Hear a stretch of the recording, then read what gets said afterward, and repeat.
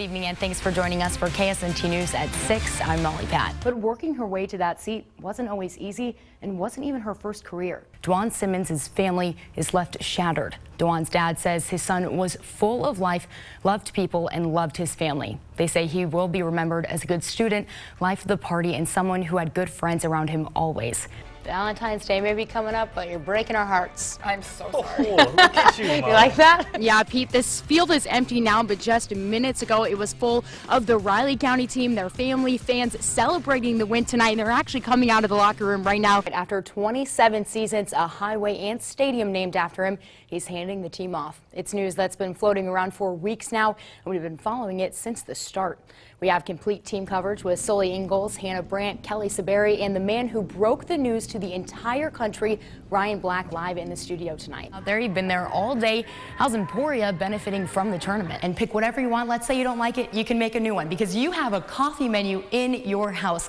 But in order to be able to do that, you have to reserve that $100 ticket. Going to take you inside of the room. You can see Britt Henderson is here, so we've got them here with us tonight. And Representative Ward says that having her as the governor will make a huge difference in the legislature. Again, we are waiting on Senator Kelly to make her way down here. We're told that once AP calls the race, she will be coming here and going right to that podium to give her speech, and we will bring you that once she gets here. We want to get right to a story we've been following all day long.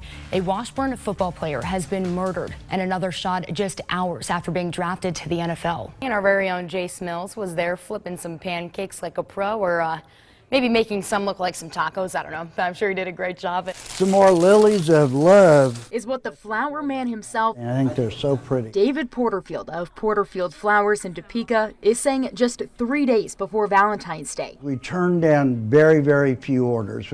If somebody wants something, I don't care if it's 4 o'clock on Valentine's Day afternoon, if it's feasible, we'll do it. And when you think of the Day of Love, a rose may be the first to come to your mind, but a different flower is coming for the rose's money. The Oriental lilies, which would be stargazers, and the big Casablanca white lilies, those sorts of flowers that are real fragrant and beautiful and just voluptuous looking, and they're so pretty, and people love those. Now, flowers may be thought of as the go-to gift for Valentine's Day, but this flower expert says there is much more to it than that. The success of the holiday for florists depends on when it falls within the week. Because this year it's on Thursday, it gives people the whole 4 days ahead to think about ordering. And it's a lot busier than, say, if it were on Saturday or Sunday, when, you know, they're not at work, they don't have an office to send flowers to. That makes a big difference. And it takes a whole design team to create success. People with decades of experience. It's a magic combination. A combination of each and every flower, having a specific and exact location in each vase. You want them to be far enough apart so that they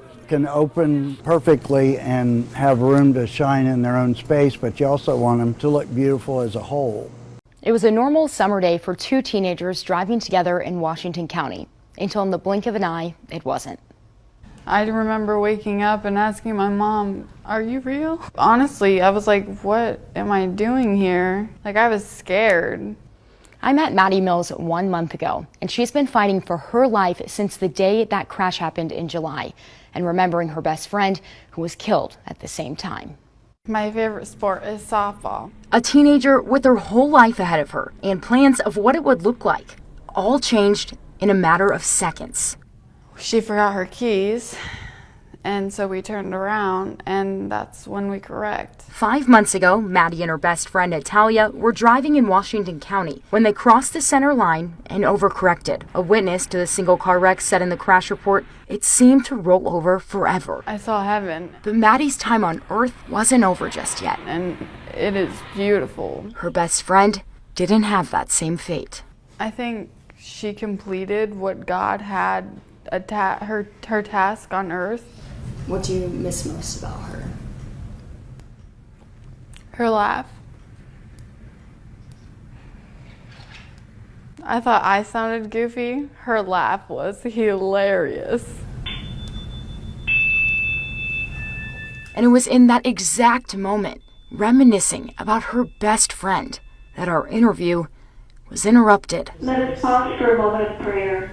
A moment of thanksgiving. And help us to bring this spirit of gratitude to everyone we meet. And that's exactly how Maddie fills her days now, missing Natalia, but also grateful for their friendship, waking up at 7:30 every morning and doing 7 hours of therapy. Because Natalia Am I doing okay? You're doing good. doesn't have that chance. And it isn't always easy. Attention, brain speed, memory, people skills, intelligence, and navigation. Doctors didn't even know if Maddie would survive. She's recovering every day from a ruptured spleen, fractured ribs, and the hardest of all, a traumatic brain injury. I didn't get to see the car. I didn't see. That one was hard. Just try. But day after day, she continues to try. I'm beating you. And on the days when things get hard, her mom's there to pick her up and push her. I love her. I appreciate that she didn't give up when I coded and when I went in my coma. She's been doing that since day one.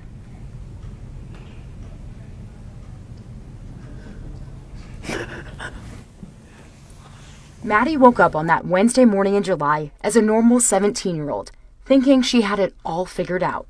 My goals before the accident were to become a photographer. Now it is to become a registered nurse and work at Madonna. Today, she's waking up with a new passion and thankful for her second chance at life. Now, since I met Maddie, she's been released from Madonna Rehabilitation Hospital in Lincoln, Nebraska, and she's back at school in Washington County for at least half days. And her and Natalia's family still keep in touch, sharing memories, laughter, tears, and their favorite stories of Natalia.